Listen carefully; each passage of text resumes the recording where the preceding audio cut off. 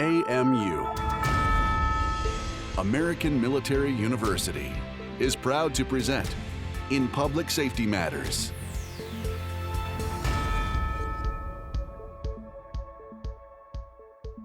Hello, everybody. Today we are speaking with Dr. Yaro Garcia and Janet Ortenzo. My name is Jarrod Sadulski. We're going to be speaking on supporting survivors of human trafficking, which is currently a major issue throughout our society. Here in Florida, which we're all based in Florida, we're number 3 in the country for human trafficking, and it is something that is really important that the people understand what it is, what the trends are, and what people can do to affect change. So as we begin, Janet, could you please share your background with us? Sure. I am a retired Catholic school educator, both teacher and principal.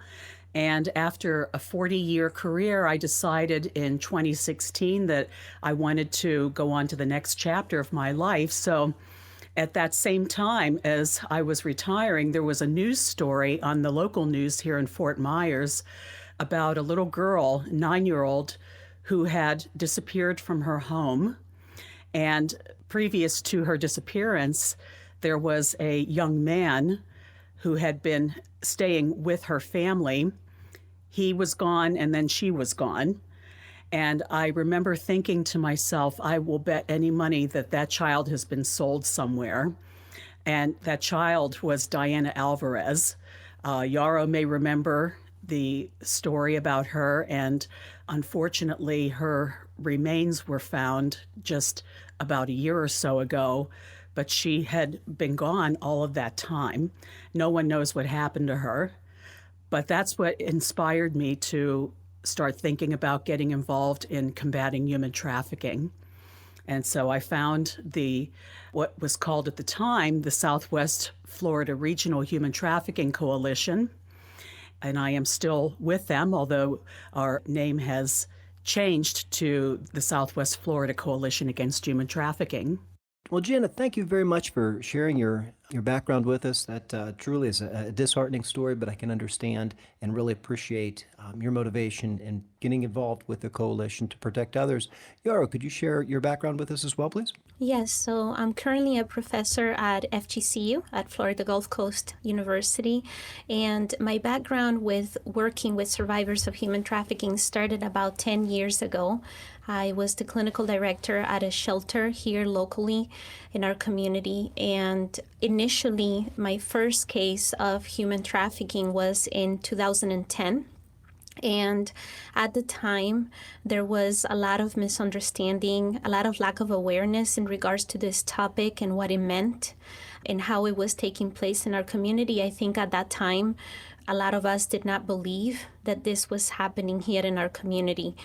The first case that I got at the shelter in 2010 was a young girl who had been on the streets. She was pregnant when she arrived at the shelter and had had a baby while she was being trafficked. And by the time that she had made it to the shelter homeless, pregnant, the baby that she had a few months prior had been taken from her. For me as a professional, I did not specialize in human trafficking. My training was not for human trafficking, but it was one of those situations that really took my attention. And from there, I started receiving a lot of referrals from other places in our community in regards to these cases. And I started working with law enforcement. And then finally in 2015, I was working with the Florida Department of Law Enforcement, and we did a very large takedown of 21 traffickers in several different counties in our state. And all of the survivors in that case had been trafficked by the same group of traffickers who were in a rotation system all over the state of Florida. So that's a little bit of my background. My role in that case was working directly with the survivors. The youngest survivor in that case was 12 at the age of recruitment. Wow, that's really disheartening, but very important work that you're doing. And you'd mentioned this trafficking ring and the rotation. Can you explain a little bit about what the investigation ultimately revealed? Yes, of course. This particular group was, like I mentioned, they were operating in a rotation system. So they had what we called on the case it was a brothel system. So they had houses or an apartment, sometimes a trailer in each city. So there was one in Naples, one in Bonita Springs, one in Fort Myers, one in La Belle, Immokalee, Sarasota, Tampa, Bradenton, Orlando, Lakeland, St. James City, West Palm Beach, Miami. It was all over the state. And the way that they were functioning is they had what we called a brothel, which was one of those things that I mentioned, either a house or an apartment or a trailer, usually in the middle of a busy neighborhood. For example, the brothel that we identified in Bonita Springs was a block and a half away from the elementary school there in Bonita Springs. So it was in the middle of a busy community. And this brothel system operated on the purchasers, the people who were purchasing sex from the victims who were being forced would purchase 15 minutes at a time. And once the 15 minutes was over, then another purchaser would go in the room and so on. So in this system that we took down, the girls were being forced to be assaulted and sold many, many times a day, sometimes over 40 times in one day. Wow, that's a tragedy. How did the case ultimately become discovered? So essentially, it all started in Collier County. The Collier County Sheriff identified the first victim in that case. And then from there, I had already been working with a group of victims who were also telling me the same story. They were identifying the same locations, the same people, the same names. Essentially, law enforcement got together, started to look into this. And over time, we ended up with a total of 12 victims in that case.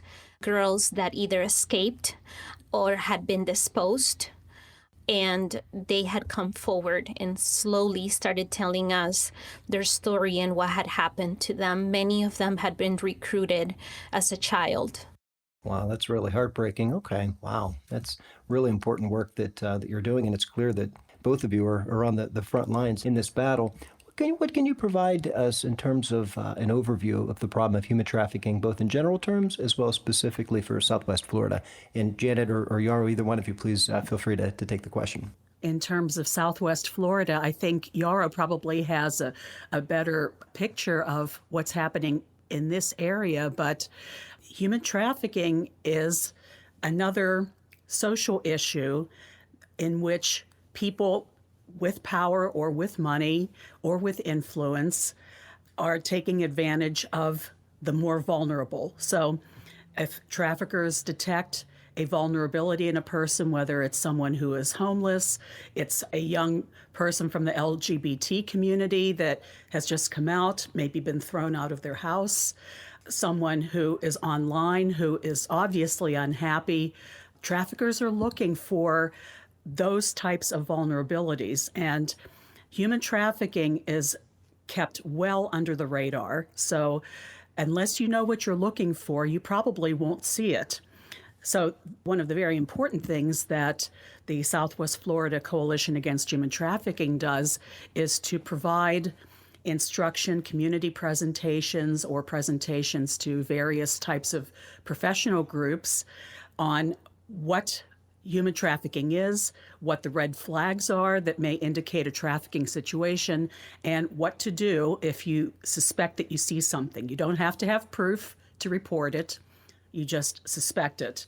And I think that the fact that it is such an under-the-radar crime enables it to continue and spread. Interesting. Those are good points. Yaro, can you add to that? Yes, of course. I think Janet is shedding light to important things, is that anyone who is vulnerable, and vulnerability can be defined in so many ways when it comes to trafficking. It can be the vulnerability of being a child, or it can be the vulnerability that you're looking for someone to love on you, or it can be the vulnerability that you're homeless. It can be the vulnerability that you are hooked on some type of drug. It can be the vulnerability that you don't have a support system. Any of these things play a role on how a victim is recruited initially by a trafficker. trafficker because that's what they're looking for. And I also think that the other important point that Janet is bringing to light that perhaps later on we can get a little bit more into is how can the community understand what trafficking looks like and what are situations in which they may be seeing trafficking and they don't know, right? So to give you examples of what I mean by that is just in our state, in Florida, we have seen so many different scenarios on how trafficking has occurred. For example, the case that I was talking about, Operation Human Freedom, was very much based on this brothel system that I'm talking about. But that's not the only scenario we have seen in our state. I can tell you that in other trafficking scenarios, the traffickers operated very differently. So they were using the hotels and motels instead of a house somewhere. And that system is a lot faster in terms of movement and how quickly the victim is moved from one city to the other, usually within hours. Whereas in the brothel system that I was talking about, sometimes the victims were spending there up to a week, sometimes even more time in each location. The other scenarios that we have seen, for example, I know that Janet was mentioning that someone with power or with money or with wealth is able to pay quite a bit of money to purchase a child or to purchase a person who's being forced. On the other hand, in the state of Florida, we have also had cases where power and money don't necessarily play a role. It's more of exploiting the exploited. So, for example, we have had cases where the traffickers are forcing the victims into communities where there's a lot of need. So, for example, in Immokalee or in the fields, and the victims are serving for very little money. So for $20, $25 for 15 minutes of sexual services, the traffickers are forcing the girls to serve these communities that essentially don't really have power or money. It's just that they're exploiting the exploited, right? So a lot of the purchasers who were purchasing victims in those communities were also being exploited by the system that they were in. So you see a correlation between two different types of trafficking taking place in our community there, labor trafficking versus sex trafficking, and the two things being exploited by the trafficker. So we have seen that as well. In other scenarios, we have had cases where homeless people who are homeless because of mental health issues, because they are using some type of substance, have also been recruited by traffickers to be forced into labor or very, very low wage payment. In some of the cases, when law enforcement and I began the process of calculating how much money they were making, we were calculating about $7 a week for 10 to 14-hour days of work under threats and coercion and extreme abuse and terrible, terrible work conditions. So I want to make sure that the listeners are understanding that it goes beyond just one way of seeing it. I think the other important thing that I want the listeners to understand is that the other part of trafficking is that online. So how at risk are we online? Well, when it comes to trafficking, especially with our children, the risk is definitely there because that is one way in which a trafficker can begin to interact with a child who is at home with normal parents and a normal family system, but perhaps is just looking to get a little bit of attention. And that's all it takes. We have had cases of that. The trafficker began talking to a child who was going to school, had good grades, everything was going great. The parents had no idea. And then that trafficker took the time, 3-4 months, getting to know that child before the trafficker asked the child, come and meet me here. And then that child went missing for months. Wow, that's a good example of grooming, and also the importance of parents making sure that they're aware of children's activity on social media, games. I think that it's very, very dangerous out there. And I think the parents really, I hope, gain a deeper understanding of the threats that are real. And we're not talking about New York City. We're not talking about Los Angeles. We're talking about Fort Myers, Sarasota, Venice, areas that or relatively rural Charlotte County. Excellent points. So what are some of the indicators of human trafficking that the average citizen can keep an eye out for and should be reporting? Well, I have a list of 10 signs of human trafficking, and I will just give you some of those because this is part of what we do as a coalition to present as much information about this as possible. One is some kind of bruising or injuries or branding or tattoo marks on a person's body, especially a young person, teenagers or young adults with much older controlling adults who restricts their contact with others. And in fact, that particular scenario just came to our attention about a month and a half ago, and it was a local beauty school, and two men, well, actually one was a boy, walked in and wanted some of the services at the school. One was a much older man, somewhere in his 50s, and the other, the instructor at the school and her students thought probably in his early teens. And even though they had never had any training about that, an alarm went off, and they believed that they were witnessing a trafficking situation. So they contacted the coalition, and I told them, first of all, to report it. I'm getting ahead of myself a little bit, but I just wanted to let your listeners know that some of these are things that they may actually very well see in the real world. If the person has little or no knowledge of the community or where they are, that could be an indicator because victims are moved around. They don't stay in the same community all the time. Someone who has a substance abuse problem may very well become a victim of trafficking at some point. A young person who is in public during school hours. Now, I understand at this point with COVID that there are a lot of students that are studying at home, but this is in normal times. Someone who is not in control of their own money or their identification, their passport, that may very well be a trafficking victim. Someone who is very afraid or mistrustful of law enforcement, because one of the ways in which traffickers will keep their victims from running away or from reporting them is to build a mistrust of law enforcement, that they won't believe you or they'll arrest you, or if threats are made against the person's family, someone that they love, that's also a way of keeping them enslaved. Withdrawn behavior or someone who is jumpy or anxious, especially in the company of another person, or unclear or inconsistent stories about their lives.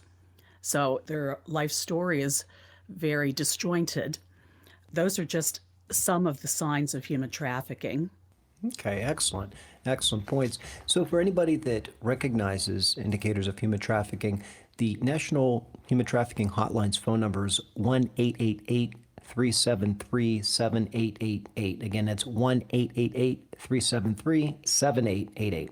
So one of the other things that I wanted to discuss is something that I recently discovered here in Florida, is that we don't have an adequate protection in the law for human trafficking victims, specifically underage victims of sex trafficking. I discovered what I found is that in Florida, underage survivors of sex trafficking are subject to depositions by defense attorneys. And this is really concerning to me because I've had over 20 years of experience in various different law enforcement agencies, and I've been through many, many trials and many, many depositions. And there's a big difference. In a deposition, it's typically a closed room where it's you and the defense attorney, maybe a stenographer, maybe not. But the tone, the questions, the attitude of the defense attorney is much different in a deposition often than it is in court.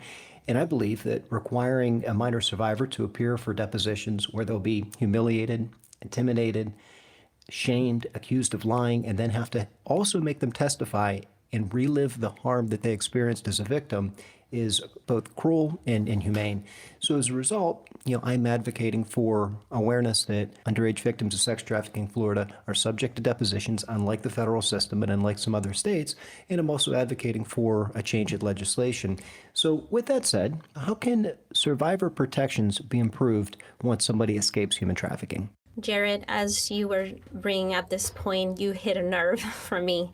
And I'm smiling mostly because it's such an important topic that for years I have been wanting to be brought to the attention. And exactly what you said is exactly what happens in terms of how traumatic and abusive these depositions are, especially for victims who are children. I just had one of the victims that I'm working with, who is a child, go through one of these just a few days ago. And the amount of trauma that it causes is parallel to them being exploited by the trafficker, because it's another way in which our system exploits someone who has been victimized at this level, especially a child. And you painted this scenario so well, because that's exactly what happens in these depositions. There's no judge to regulate anything that is being asked or said. The verbal brutality of these depositions, the questions that child victims get asked, even adult victims. For a grown adult, these depositions, they're stress-inducing, panic-inducing. Over the years, in working with survivors after being through one of these depositions, I have had to spend numerous months providing them support and treatment because of the deposition, because of the amount of time and abuse. I mean, I can tell you that in Operation Human Freedom, the girls had to go through these depositions as well, and many of them lasted over 6 hours of questioning, of verbal intimidation, abuse, name-calling, false accusations, tainting their names. I could go on and on all day about how much is needed that our communities and we all come together to put an end to these depositions being allowed. And it's something that any defense attorney can request, and there is very little say that goes on from the state attorney or the state prosecutors. They basically have to agree to it. And I cannot wait for the day that we actually have something in place that protects victims from having to do these. And I think I want to add something super important. There's a lot of misunderstanding with this. A lot of people believe or think that this is a federal law and that it's required in every state. That is not the case. There are many, many states that do not allow for this to happen. It just so happens that our state is one of the ones who allows it. Excellent points. And it's true that everybody has a constitutional right to face their accuser. However, that can happen in open trial where a judge is present, where a state attorney can object to the abusive questions or tone that's being used toward the child survivor of sex trafficking. So it is definitely something that is gaining a lot of attention throughout the state, and I hope that other states, and for people that are listening in our audience that are not from Florida, I encourage everybody to check their state statutes. And if there is not protection against depositions for victims of underage sex trafficking, for them to reach out to their senators, their state representatives to get this change made. Yeah. Jarrod, I think what I want to add to what you're saying here, maybe to stress a little bit more of the importance for the people who are listening to please keep this in mind. I know how important it is. It's nonsensical for children to be put through this. The federal and the state law for human trafficking, when it comes to children, says that we don't even have to prove in court that a child has been forced. All we need is coercion in order for human trafficking to be proven when it comes to children.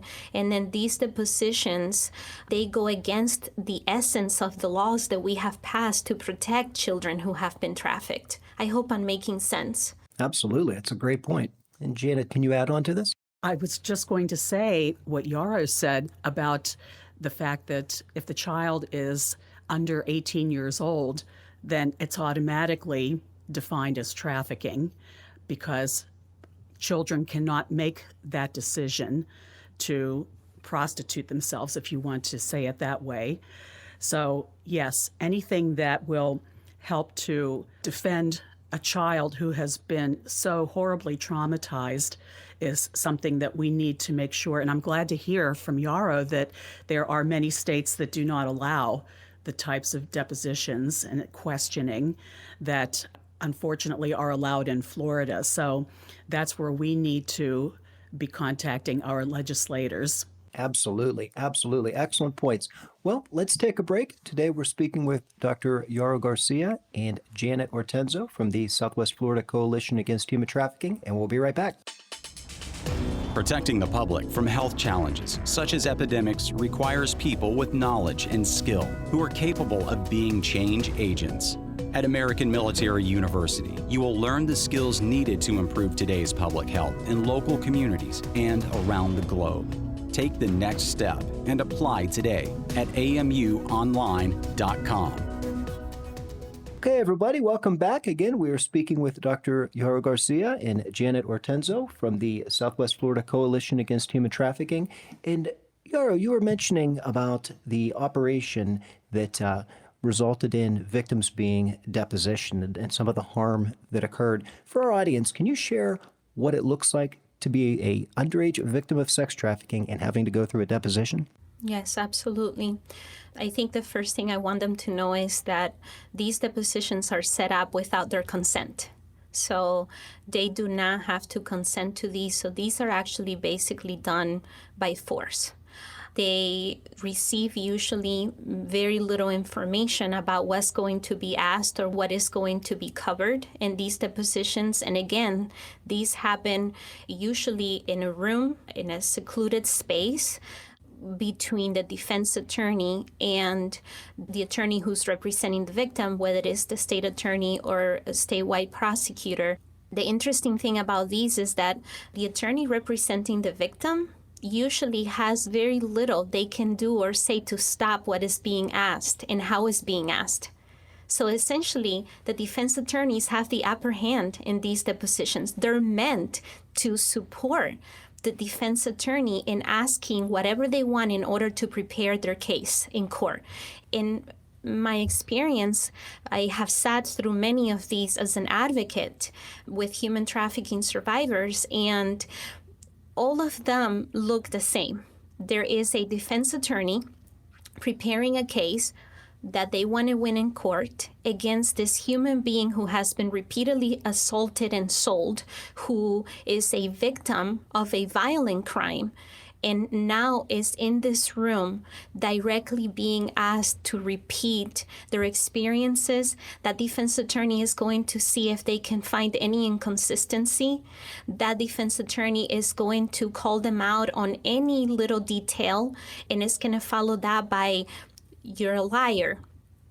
You are not telling the truth," by asking them to repeat horrific details of the things that was being done to them, and repeatedly say these things through the deposition.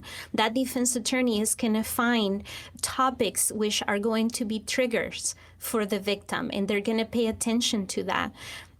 The outcome of these depositions every time, in my experience, has been the same. The victim leaves there anxious and panicked. They lose sleep for days because they are feeling overwhelmed and scared. They're feeling sad. They're feeling re-traumatized.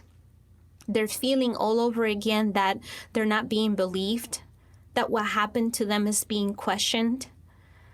The outcome is re-traumatizing, essentially. That's what happens. And I can tell you that I have seen these depositions be misused in so many ways by defense attorneys in multiple of the cases that I have worked. One survivor, one victim, sat in a room with 15 defense attorneys, 15 men asking them these questions and verbally mistreating them repeatedly for hours, getting information about what had happened to them. And doesn't it make you furious to hear this? Yes. Because we're talking about children and young people who have had just terrible trauma, terrible treatment, treated as less than human beings. And in some people's eyes, the purpose of the depositions is to allow someone who has done these things to walk away. It's not justice. Right. You're absolutely right. And I think, Jarrod, so much of the responsibility that we have as a society and as community is to understand the importance of protecting a human being who has been forced and tricked and coerced into something that is so violent and abusive and traumatic. I want to put it into perspective. One incident of sexual assault can be traumatic for a person, sometimes a lifetime. One incident is enough to cause harm and trauma. What we see with human trafficking is repetitions, repeated sexual assault and abuse. So for us as a community, by making these changes, for example, in regards to the depositions, we're putting in that little grain of salt of saying we want to protect someone who has been mistreated in this way. We want to do whatever we can to be supportive of that person's recovery and their well-being in the future. And if they didn't have to go through these depositions, that is one less thing that they have to hurt and cry about.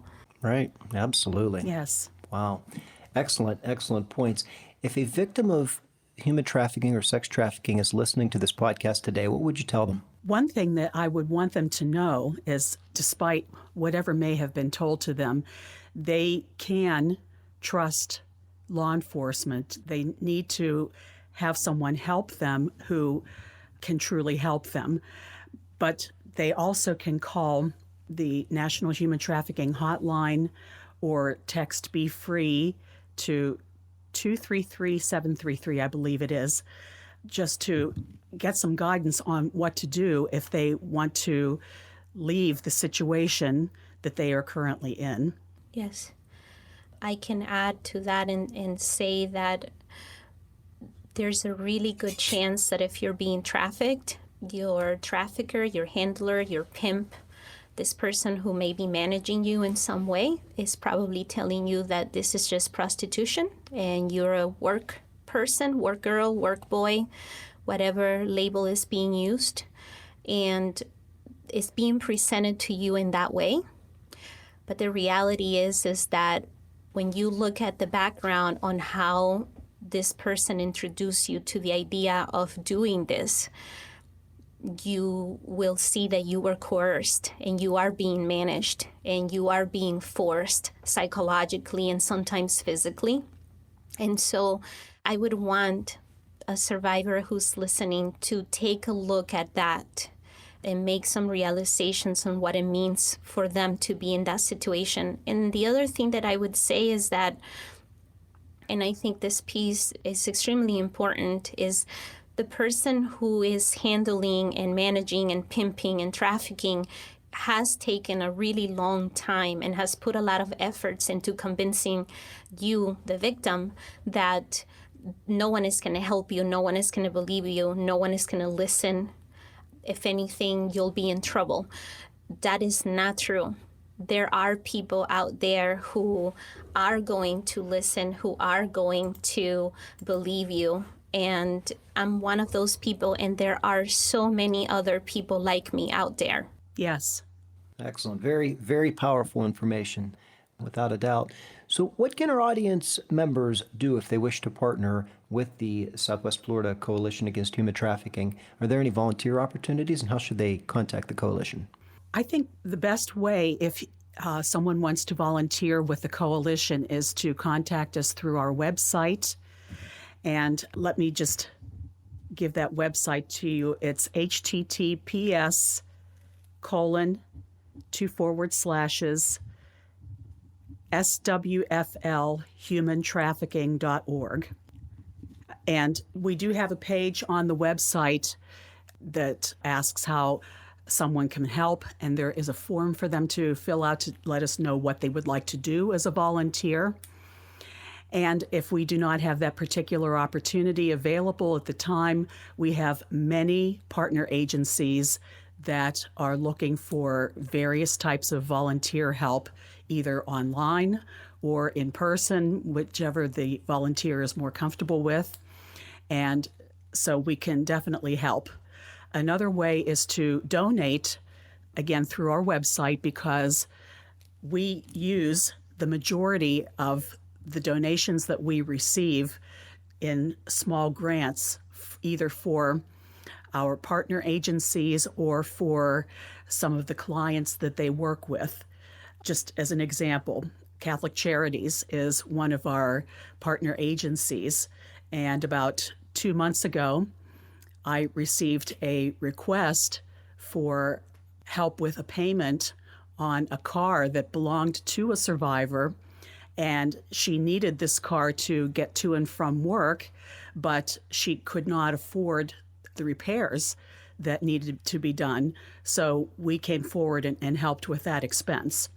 That's just one example. Another is actually a client of Yaro's, a young girl who wanted to do some painting. She's an artist, and this was very good for her therapeutically as well as artistically. And so we supplied art materials that she could use, and that is part of her recovery now, her ability to express herself in that way. I actually have one of the pieces that she came up with. Well, that's awesome. Oh, I would love to see it. Very, very good. Well, are there any final remaining thoughts? I think, Jarrod, the important piece is for the listeners to maybe take away, I would say 3 main points, is that this is definitely something that is taking place in our communities. And it's not just paid sex or prostitution, it goes beyond that. It is children, it is people who are forced, it is people who are being coerced, and it is people who are vulnerable to what's happening to them. And the traffickers are profiting from this. I think the second main point that I would really stress is that our community has a say on how we improve the law and the things that protect survivors of these crimes. And these depositions need to go away. That's something we really need to work on getting rid of. And the third piece is to please write down the number, save it on your phone. In case you do see something or you notice something that is off, please call the national hotline and report it. Yes, and again, that number is 1-888-373-7888. Excellent. Well, thank you both. Thank you very, very much for sharing this important information, and I definitely, truly appreciate your time. Thank you. Thank you. My pleasure. Thank you. For more information about our university, visit us at amuonline.com. Thank you for listening. AMU, American Military University.